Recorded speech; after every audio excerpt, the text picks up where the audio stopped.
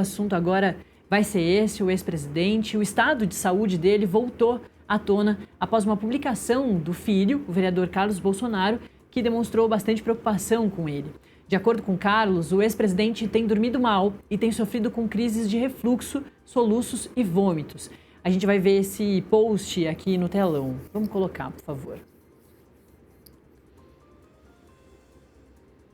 Esse foi um post que o Carlos Bolsonaro, vereador, fez ontem, né, dia 20, ainda hoje, né, ele atualizando, portanto, né, ontem ele já tinha feito, aí ele já atualizou hoje também com novas informações, abre aspas. Estou com meu pai e jamais o vi como está.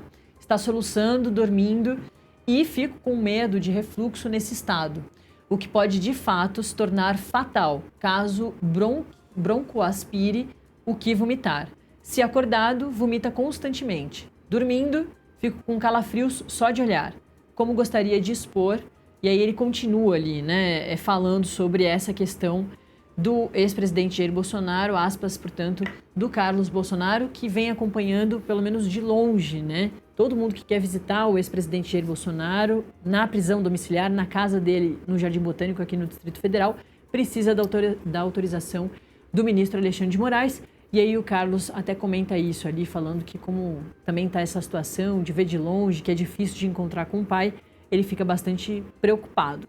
Quem vai trazer mais detalhes é a Marília Ribeiro, que está lá na porta do condomínio onde mora o ex-presidente Jair Bolsonaro e está preso de forma domiciliar. Vai trazer mais detalhes. Boa tarde, Marília.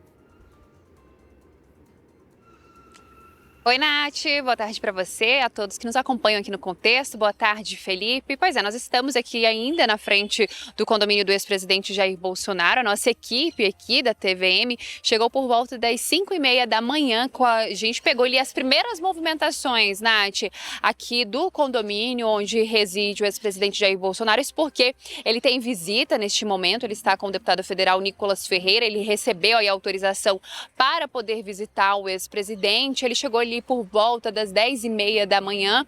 A informação que a gente tem de momento, Nath, é que ele continua lá com o ex-presidente Jair Bolsonaro. E aí o que nós temos de expectativa neste momento é de que Nicolas Ferreira converse com a imprensa. A gente tem por enquanto aqui só movimentação de imprensa e também de alguns apoiadores do ex-presidente Jair Bolsonaro que vieram aqui prestar todo o seu apoio. Isso porque, Nath, o que a gente vem ouvindo, conversando com esses apoiadores, é que eles temem aí uma possível... Foi condenado a 27 anos e 3 meses pela tentativa de golpe de Estado, lá pela primeira turma do Supremo Tribunal Federal. Com essa condenação agora, chegando aí na reta final dos recursos, que apoiadores e também pessoas ligadas ao ex-presidente acreditam que essa prisão ela está cada vez mais próxima. Então, por isso que a gente começa a observar um pouco mais de movimentação. Na noite de ontem para a madrugada de hoje, o seu filho, o vereador Carlos Bolsonaro, fez essa publicação no X, onde você comentou, falando mostrando aí toda a debilidade que existe na saúde do ex-presidente. Ele que já esteve no hospital outras vezes, a gente chegou a acompanhar todas essas visitas e internações do ex-presidente ao hospital DF-STAR, e existe então aí uma certa preocupação em relação à saúde do ex-presidente. Nath, o que a gente tem agora de informação de última hora é que a defesa de Jair Bolsonaro entrou com mais 16 pedidos de visitas para o ex-presidente Jair Bolsonaro, para que essas visitas venham a acontecer aí ao longo dos próximos dias. Entre os nomes, nós temos ainda da deputada federal Bia Kicis, Júlia Zanata, Carlos Portinho, o líder do PL na Câmara, Sóstenes Cavalcante, temos também o ex-desembargador Sebastião Coelho, temos também o Kelmon Luiz, o Onyx Lorenzoni, Antônio Machado de Biapina. Temos, além deles, aí nós vamos entrar aí na parte do almirante Flávio Augusto Viana Rocha, que é secretário especial de Assuntos Estratégicos. Então, é uma lista bem longa, Nath, são 16 pedidos que foram colocados aí pela defesa do ex-presidente para que o Supremo Tribunal Federal venha analisar. No caso, o ministro relator da ação, Alexandre de Moraes, vai analisar essas visitas. Para a próxima semana, já temos visitas também aí já agendadas.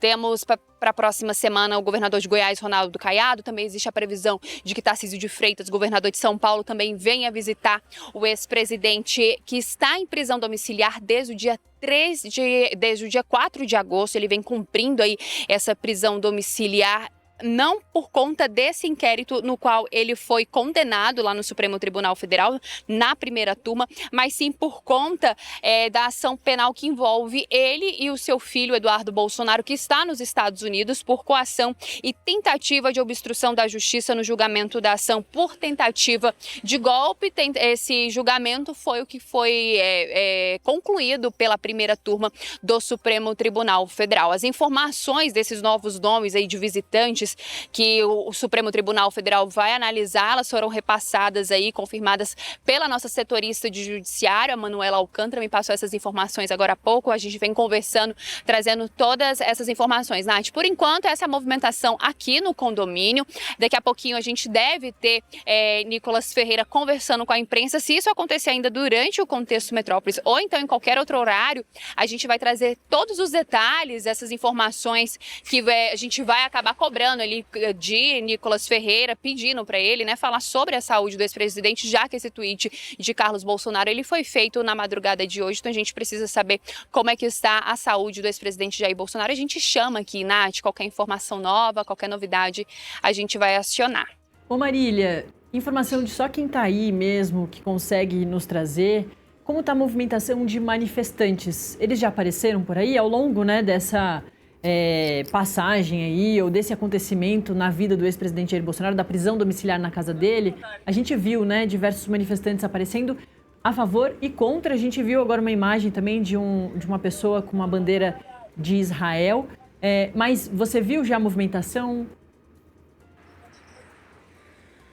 São os apoiadores, né, Nath? Esses apoiadores do ex-presidente, eles que sempre estão aonde Jair Bolsonaro está. Eles estiveram também no Hospital deve estar nas vezes em que Jair Bolsonaro foi submetido a exames ou então a internações.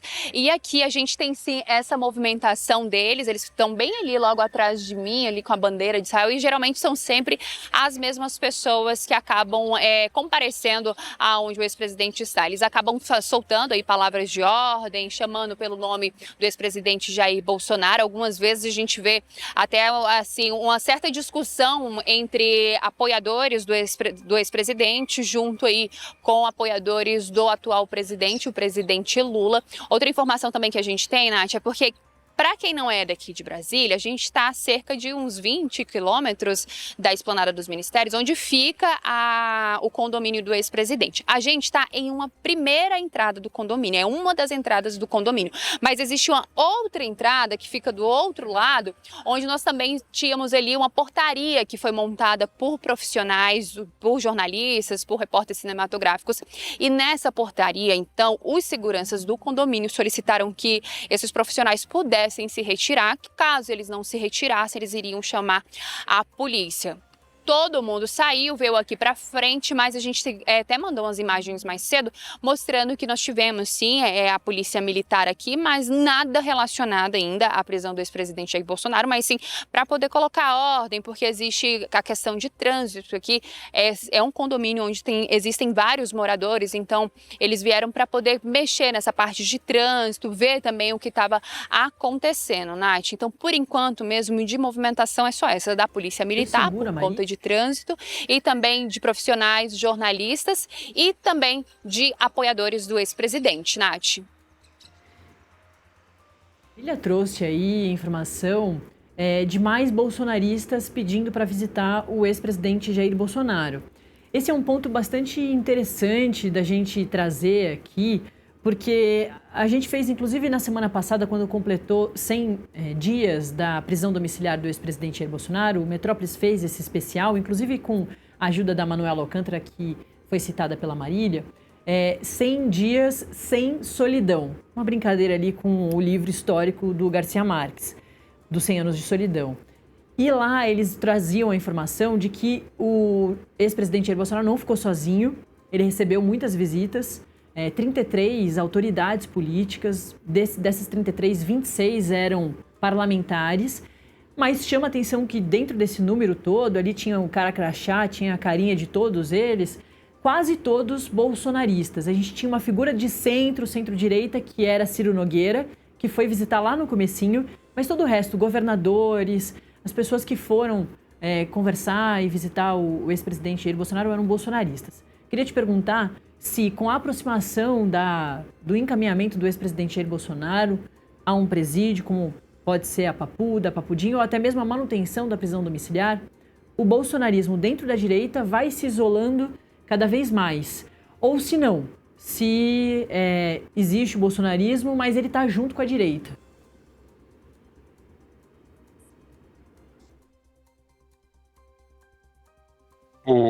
Natália, assim, um ponto que dá para a gente perceber nessas visitações todas, né, é exatamente o fato de que o Bolsonaro continua sendo uma figura política relevante.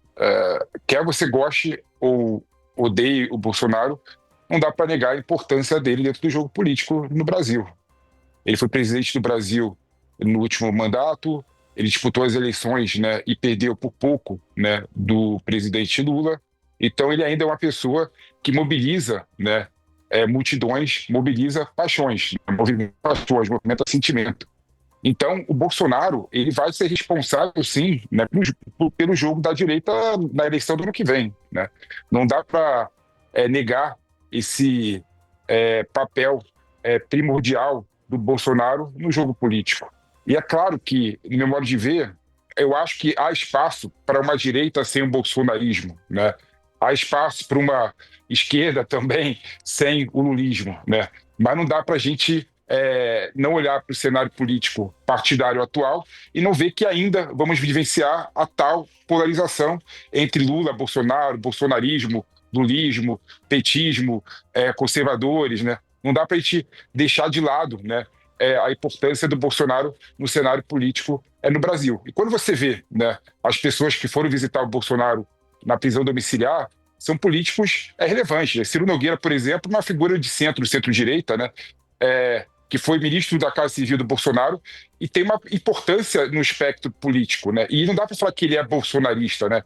Ou seja, todas as pessoas do espectro da direita no Brasil, querendo ou não, vão lá se consultar com o Bolsonaro. Então o Bolsonaro vai ser relevante no jogo político e partidário nas eleições do ano que vem, né? E isso está retratado no nome das pessoas que visitaram o Bolsonaro. E está indo mais retratado ainda no pedido da defesa que foi feito, né, para o Bolsonaro receber nos próximos dias mais figuras políticas da direita e do centro-direita no Brasil. Por que isso? Porque ele sabe que vai para a prisão, né, nas próximas semanas, né, e por conta disso está querendo acelerar, né, o jogo político e a questão eleitoral do ano que vem. Então é natural que eu vejo o Bolsonaro com essa importância, essa relevância até o momento, né, e deve ficar com essa relevância, essa importância na próxima eleição e nas próximas eleições que virão depois da eleição do ano que vem. Ô, Felipe, esse ponto da divisão, né, de uma possível divisão dentro da direita é também de bastante foco da direita, do bolsonarismo, justamente porque pode dividir votos, né? Numa eleição que vai ser bastante polarizada, a gente vê pelas pesquisas aí de opinião, quando tem um embate entre Lula, Bolsonaro, até mesmo na avaliação do governo do presidente Lula e também nas rejeições, né, ao governo dele, a gente vê que tem ali uma polarização grande e quem conseguir esses votos do meio das pessoas que estão indecisas pode levar às eleições de 2026. O presidente Lula, na Indonésia, quando ele foi fazer aquela visita pré-encontro com Trump, se coloca como ele mesmo candidato à eleição e à reeleição, no caso dele, em 2026. E do lado do ex-presidente Jair Bolsonaro, ele está inelegível, ele vai ter que escolher um herdeiro político. Pode ser alguém da família, mas também pode ser alguém que não é da família, algum governador de algum estado, um governador da direita, como, por exemplo, Tarcísio de Freitas, governador de São Paulo, que vem sendo bastante ventilado. Mas, se essa direita se divide, isso pode ser bom para a esquerda, né, o Felipe? Se a esquerda sai com Lula e a direita tem ali, com o bolsonarismo, alguém da família de Jair Bolsonaro, Michele Bolsonaro, Eduardo Bolsonaro, e a direita também tem uma possibilidade ali de Tarcísio de Freitas. Isso pode dividir os votos, né? Pode dividir os votos, mas eu não vejo isso com uma grande preocupação, não, né? Até porque o grande problema da esquerda, né, no Brasil é que, infelizmente, para a esquerda, né, o Lula busca a hegemonia dentro do espectro ideológico de esquerda, né? Então, o único candidato possível e viável da esquerda nas eleições do ano que vem é o Lula, né? Não tem outra força de esquerda que possa surgir para disputar eleição contra o Lula, né? E você vê pro lado da direita, por exemplo, tem vários candidatos possíveis e viáveis, né? Tem o Caiado, tem o Ratinho Júnior, tem o Tarcísio de Freitas, tem o Zema e tem outros nomes da direita. Então, numa eleição com vários da direita e só uma pessoa da esquerda, né? É óbvio, né? Pela lógica que vai ter um candidato da esquerda no segundo turno e um da direita no segundo turno, né? Então, eu sinto que se a esquerda conseguir participar das eleições do ano que vem com outros candidatos, né, eu imagino que eles possam potencializar o voto da direita no segundo turno, né, porque são mais pessoas de direita buscando voto, buscando conquistar os eleitores do Brasil todo, e no segundo turno isso pode reverter para o candidato da direita que vai disputar o segundo turno, né? E aí tem um ponto que você colocou que é um ponto que eu acho primordial, né? Quem vai ser o candidato do Bolsonaro nas eleições do ano que vem, né? Tem uma discussão que pode ser alguém da família, né? O Flávio Bolsonaro, Eduardo Bolsonaro, que está um pouco mais distante depois da confusão que ele fez nos Estados Unidos, a Michele Bolsonaro, e pode ser alguém, né, com o apoio da família, como, por exemplo, o governador de São Paulo, Tarcísio de Freitas. E o Tarcísio de Freitas, né, é uma pessoa que pode aglutinar o voto do bolsonarismo e o voto de pessoas que não votariam no Bolsonaro, mas se simpatizam com a figura do governador de São Paulo, né? Então eu imagino que há condição, né, potencial do candidato da direita e além do bolsonarismo, né, para poder competir com o presidente Lula, né, que recentemente tem tido uma avaliação mais positiva do seu mandato do que nos meses anteriores, né?